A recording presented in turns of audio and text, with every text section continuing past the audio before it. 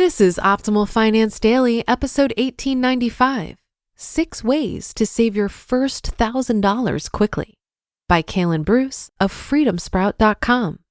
And I'm your host and personal finance enthusiast, Diana Merriam. We're going to get right into today's post and continue optimizing your life. 6 Ways to Save Your First $1,000 Quickly by Kalen Bruce of freedomsprout.com. There are many reasons you may need to save $1,000 quickly. If you follow Dave Ramsey's baby steps, the first step is to get a $1,000 emergency fund. Or you may just want $1,000 in the bank to feel a little more comfortable. And of course, you could be saving to buy something that costs $1,000. Either way, here are some ways you can get that $1,000 faster than you think. Number 1, get a side hustle. If you don't have a second job, this is a good option. The most popular side hustles I've seen lately are food delivery services. I delivered pizzas for years at Domino's, and it helped us get out of debt, so I'm a huge fan of delivery. Some people I know work for all of the delivery services and have turned it into a full-time job, which is nice because the schedule is so flexible. But it's not the most secure income since you never know how much you'll make each week. For a side job, though, it works out nicely. Some of your options, depending on your area, are Amazon Flex, DoorDash, Grubhub, Instacart, Postmates, Shipt, or Uber Eats. There are also plenty of local and country-specific options. I have 24 food delivery apps on my phone, and many of those were apps that only worked in certain countries. So if you're not in the US, see what options you have for delivery employment in your area. There are plenty of other options for a side hustle. Get a newspaper route. These can earn anywhere from $500 to $2,000 a month, depending on the route and where you live. My wife and I had 2 paper routes at one point. These usually take an hour or 2, and they're done early in the morning. Even if you just keep the route for a month or 2, you'll hit your goal. Deliver phone books. This isn't an option everywhere, but many places give you the opportunity to deliver phone books once a year. You can get as many routes as you want, and you can easily make a couple $1,000s if you work hard at it. I've done this, and it's effective, but you must make sure you follow the instructions on exactly where to put the phone books at the houses. Deliver pizzas. My favorite second job ever. This is the old school delivery option. I used to make $15 to $25 an hour doing this, and you get to listen to audiobooks the whole time. I'm sure one of your local pizza places are hiring. Again, even if you only do this for a month or 2, you'll get that grand. Or landscaping. Yes, I'm talking about going door to door and asking people if they need their lawn mowed. You can also add other landscaping services, such as light gardening and spreading mulch. This is something you can do on the weekends, 1 day a week if you want. You'll hit your goal, but one word of caution, don't take this up for 1 month, beat the landscaping company's prices, and then quit after you hit your goal. If you do that, you're screwing the companies and the people. Why not keep doing this and hit your other goals? A second job doesn't have to last forever. This is a temporary thing to reach a specific goal. Number 2, sell the stuff you don't need. You have plenty of things around your house that you don't need, and you know it. There are plenty of common things you can sell that can get you to your goal. For example, your CD collection. Just go digital. It takes up less space. Plus, you're likely using some sort of streaming service anyway. Your DVD collection. Do you really watch all of those movies? Again, streaming service. Kitchen appliances. Do you actually use that quesadilla maker or that mini cupcake maker?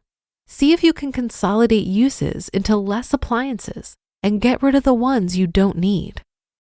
Old phones. An old iPhone 5 or 6 can earn you a little cash, and it's just sitting there anyway, because nobody knows what to do with old phones. And clothing. You know you have more clothes than you need. We pretty much all do. We all have stuff around our house to sell. You wouldn't leave $50 just sitting around, would you? Why leave something like an old phone sitting around that you could get $50 for? Same thing. You can sell all this stuff on eBay, or this simpler option is Craigslist, garage sale, or Facebook Marketplace. The latter is becoming the most popular option. Number 3, stop spending money. There's a good chance you can stop spending money for a month. I did it, and surprisingly, I figured out I was able to go for over 90 days. Stop eating out, pack your lunches, open your freezer and your cabinets. You probably have enough food to last a month. Eat what you have. Likewise, you can go 30 days without buying clothes and cut your traveling down as much as possible. Obviously, you have bills that you can't avoid, but you can cut your daily budget down to almost nothing. Of course, you could always camp in your backyard for a month and drastically reduce your utilities. Sometimes drastic savings goals call for drastic measures, and it makes a good story once you've done it. You'll be surprised at how easy it is to just not spend money. Number 4, stop smoking or drinking. Cigarettes are expensive. If you smoke, you know that. Going to the bar is also expensive. If you do both and you stop both, you can probably get your $1,000 in 30 days. If you just give up one, it may take a little longer. You can always go back to buying 3 shots for the price of an entire bottle of liquor after you get your $1,000, or consider just drinking less overall. Number 5, cut your expenses. Do you know where all your money's going? If not, may I suggest every dollar. You have to see all of your expenses before you can start cutting. Once you know where all your money's going, review things like subscriptions and reoccurring payments, such as streaming services. Do you need all of them? Can you consolidate? Cable TV. If you're still paying for cable, there are so many other less expensive options. And cell phones. You can almost always find more affordable plans. There are countless cell services now, and many are as low as $10 or $20 a month. This one may require a quick Google search, but it's worth the search. All of these considerations can lead to a quick $1,000. And number 6, swap cars. This is a huge one that could also eliminate a lot of your debt. If you have a car payment and you still owe more than $5,000 on your car, consider selling it and buying something less expensive. Plenty of people are struggling financially, and they don't even think about selling their $50,000 SUV and swapping for something they can actually afford. You can always save and pay cash for a vehicle later, but right now, if you're still just trying to save that $1,000, you shouldn't have a hefty car payment. How to keep it saved. The important thing is to believe you can do it and keep it. Stop telling yourself it's so difficult. And don't touch the money unless you have an actual emergency. I recommend putting it in a money market account that penalizes you if you withdraw more than a few times per year. That will help remind you not to touch it unless you really need it, but they have mostly done away with these fees since COVID hit. I'm sure you won't have more than a few major emergencies in a year. If you're just that unlucky and you do, you may want to consider saving $2,000. You just listened to the post titled 6 Ways to Save Your First $1,000 Quickly by Kalen Bruce of freedomsprout.com. The key to saving money and building wealth is to increase the gap between your income and your expenses. So it's well worth your time to consider how you could go about doing both. I think all of us have unique skills, preferences, and circumstances that we can leverage to spend less and make more.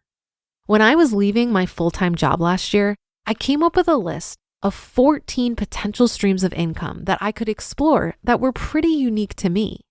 When I shared it, I received some feedback that some of these ideas would be difficult for others to replicate. But I think the point in sharing was to explore the thought process that helped me come up with those ideas.